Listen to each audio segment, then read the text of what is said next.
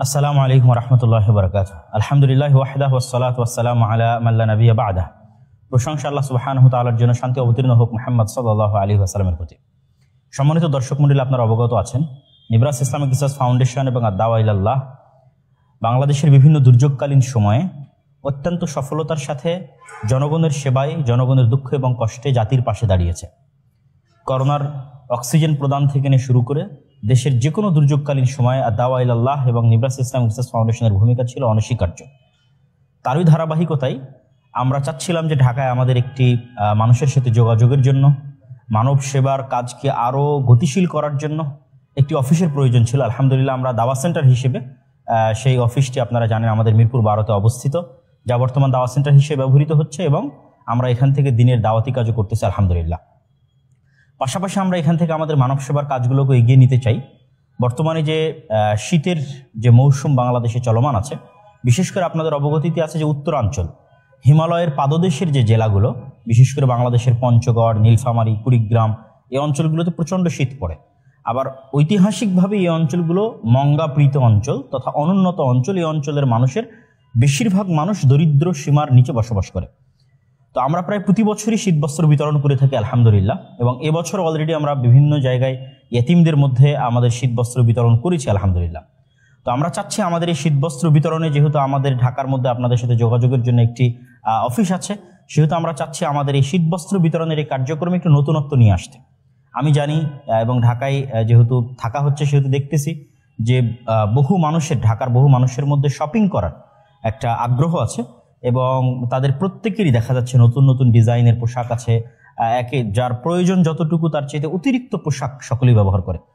তো আমাদের বাড়িতে থাকা যে পোশাকগুলো আছে, পোশাকগুলোর দ্বারা যদি আমাদের দরিদ্র অঞ্চলের মানুষগুলোর কোনো উপকার হয়, তাহলে একই সাথে দুইটি উপকারিতা হচ্ছে। এক, আমাদের আলাদা করে কোনো অর্থ খরচ করে পোশাকটা ক্রয় করতে হচ্ছে না।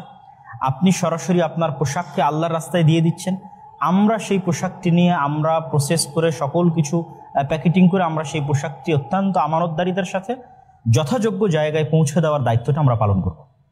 এমনকি আপনাদের পক্ষে যদি আমাদের এই অফিসে পৌঁছে দেওয়া সম্ভব না হয়, মিরপুর 12-র এই অফিসে, তাহলে আমরা নিজেরা আপনাদের স্বেচ্ছাসেবকদের মাধ্যমে আপনাদের বাড়ি বাড়ি গিয়ে ঢাকার মধ্যে যে কোনো জায়গা থেকে আমরা সেই পোশাকগুলো সংগ্রহ করার চেষ্টা করবো ইনশাআল্লাহ।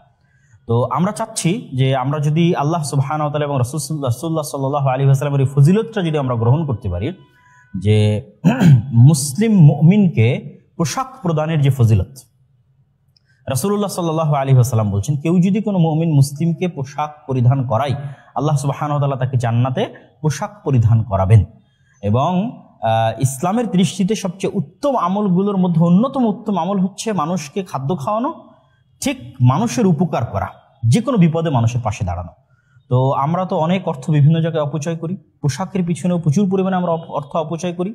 তো আমরা আপনাদের কাছে উদাত্ত আহ্বান জানাবো, আপনাদের যার কাছে শীতকালীন যে পোশাকই থাকুক না কেন, 2 বছর আগের, 5 বছরের আগের যে পোশাকই থাকুক না কেন, আপনারা নিজ দায়িত্বে আমাদের আদ-দাওয়া ইলাল্লাহর মিরপুর 12-র অফিসে পৌঁছে দিয়ে যান, অথবা সরাসরি আমাদের ফেসবুক পেজে, অথবা আমাদের অফিসিয়াল যে যোগাযোগ নাম্বার আছে সেটিতে আপনারা যোগাযোগ করো। তো আপনাদের ঠিকানা দিলে আমাদের স্বেচ্ছাসেবকগণ আপনাদের নিকট থেকে সে পোশাকটি সংগ্রহ করবে এবং আমরা সেটি অতি দ্রুত সময়ের মধ্যে প্রসেস করে যথাযোগ্য জায়গায় পৌঁছে দেব।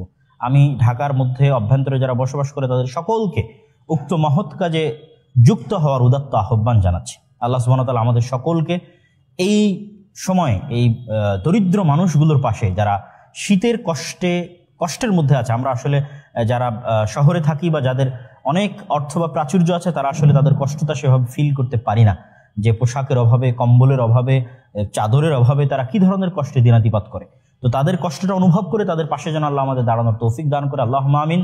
আল্লাহ সুবহানাহু ওয়া তাআলা আমাদের চেষ্টা এবং আমাদের পরিশ্রমকে কবুল করুক। আল্লাহুম্মা আমিন। আসসালামু আলাইকুম ওয়া রাহমাতুল্লাহি ওয়া বারাকাতুহু।